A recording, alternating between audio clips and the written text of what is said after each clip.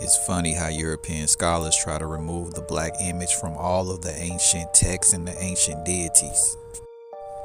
While one of the oldest Bibles is the Ethiopian Coptic Bible, which originated in, of course, what we call Ethiopia. The name Ethiopia was given to the country by the Greeks, and Ethiopia is a term meaning burnt face or black face.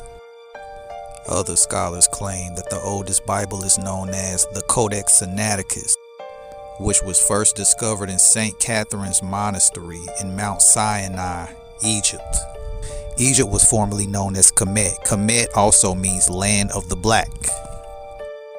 Meanwhile, they give you whitewashed images of the Christ, or what they call Jesus, when really pale people didn't show up until roughly around 6,000 to 8,000 years ago. So clearly the original Christ figures here were not white.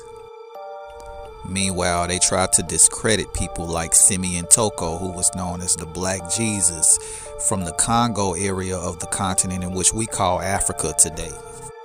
Simeon Toko was born in 1918. He actually had superhuman abilities, and this is not fiction, this is not fable, this is not fairy tale. All of these incidents are documented. There were incidents in which Simeon Toko was dismembered, his body parts chopped up. He still was able to regenerate himself, and still he remained. There was another incident in which his heart was surgically removed on purpose, just to see if he could still remain. And yet, even with his heart removed, Simeon Toko stood up and demanded that the doctors place his heart back inside of his body. These things are all documented. Although it may sound strange to most of you, this is real documented history. In fact, some of the people who witnessed these things are even still alive. They saw Simeon Toko regenerate himself multiple times.